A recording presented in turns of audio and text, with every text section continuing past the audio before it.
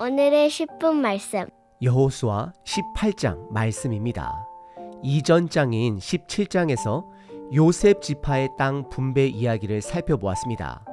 요셉 지파는 두 지파, 즉 에브라임 지파와 므낫세 지파로 이루어져 있습니다.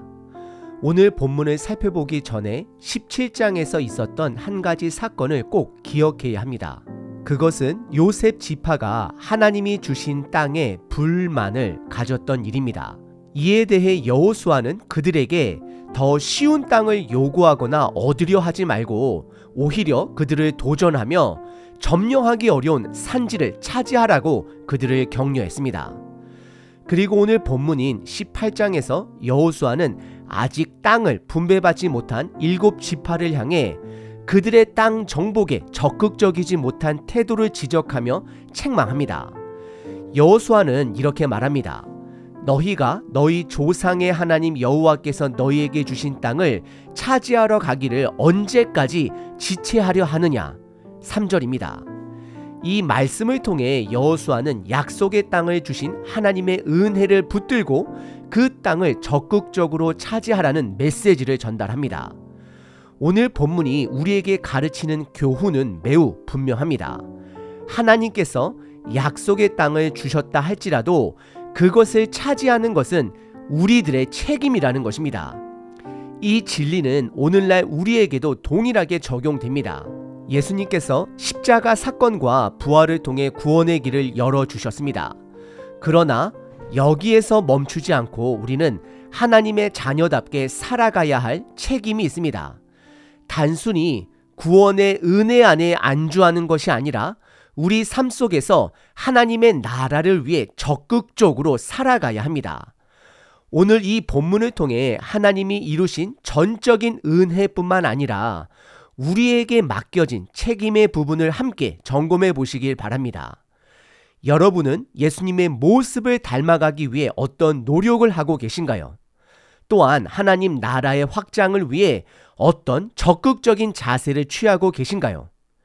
이 질문을 마음에 새기며 하나님의 은혜에 응답하는 삶을 살기를 소망합니다. 오늘 본문은 크게 두 부분으로 나뉩니다. 첫 번째 부분은 실로의 회막 앞에서 땅 분배를 위한 토지 조사입니다. 1절서부터 10절입니다. 1절에서 우리는 중요한 사건 하나를 목격합니다. 광야를 떠돌며 이동했던 하나님의 성막, 즉 회막이 에브라임 지파의 땅인 실로에 정착합니다.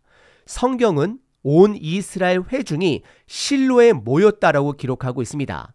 이는 성막이 이스라엘 공동체의 중심으로 자리 잡고 있음을 보여줍니다. 지금까지 요단 동편의 루벤 지파, 갓 지파, 므낫세 반 지파와 요단 서편의 유다 지파와 에브라임 지파, 그리고 므낫세 반 지파가 땅을 분배받았습니다. 하지만 아직도 땅을 분배받지 못한 7지파가 남아 있습니다. 그래서 3절에서 보시면 여호수아는 이들에게 소극적인 태도를 책망하며 이렇게 묻습니다.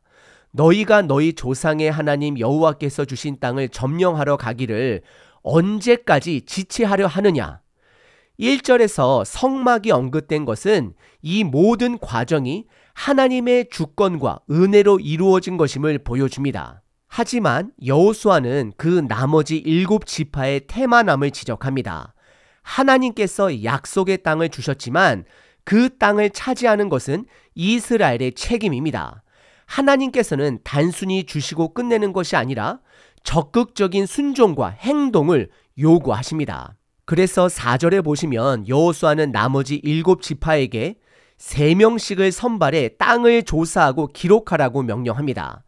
이는 하나님이 이미 경계를 알려주신 가나안 땅을 직접 밟고 조사함으로써 그 땅에 대한 애착을 갖게 하기 위함입니다. 그리고 이어지는 5절과 6절 그리고 10절에서 보시면 각 지파의 리더들이 땅을 조사하고 기록하여 여호수아에게로 돌아옵니다.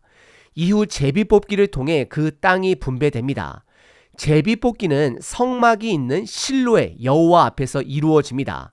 이 모든 과정이 하나님의 주권과 인도 아래 진행되었음을 강조합니다. 그리고 7절에서 레위 지파는 하나님의 성막을 섬기는 지파로 땅을 분배받지 못한다는 사실을 다시 한번 확인합니다. 또한 요단 동편에 이미 땅을 받은 루벤 지파, 갓 지파, 므낫세 반 지파도 언급합니다. 이는 각 지파가 다른 역할과 다른 지역과 사명을 받았지만 모두가 한 하나님을 섬기며 하나의 공동체를 이룬다는 점을 보여줍니다. 두 번째 본문은 베냐민 지파의 유업, 땅 분배입니다. 11절서부터 28절입니다. 이 부분은 크게 두 가지로 나뉩니다. 첫 번째는 베냐민 지파 땅의 경계입니다. 11절서부터 20절입니다.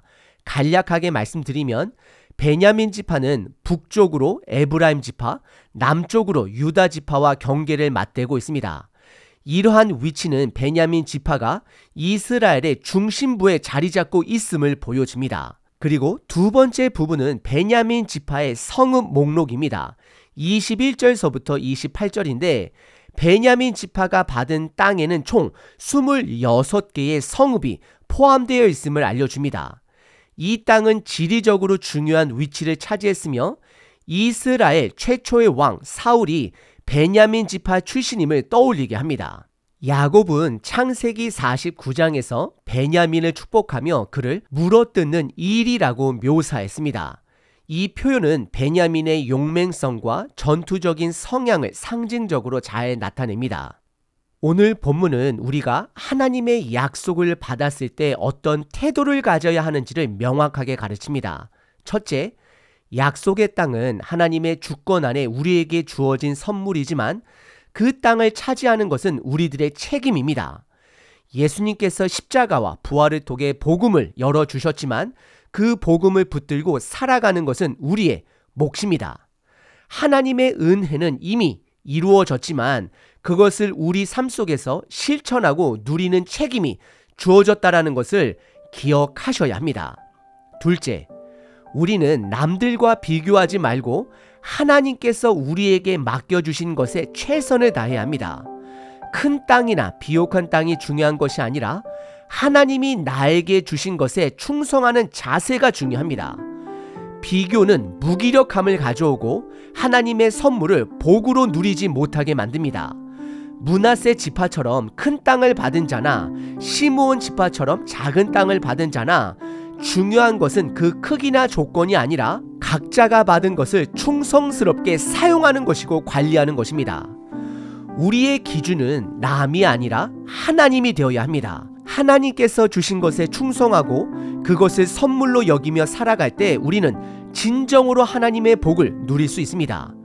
여러분들은 하나님으로부터 무엇을 받으셨습니까? 그것을 붙들고 적극적으로 사용하고 계십니까? 하나님이 여러분에게 주신 약속과 선물에 감사함으로 충성하며 나아가시길 바랍니다. 고린도 전서 4장 2절 맡은 자들에게 구할 것은 충성이니라.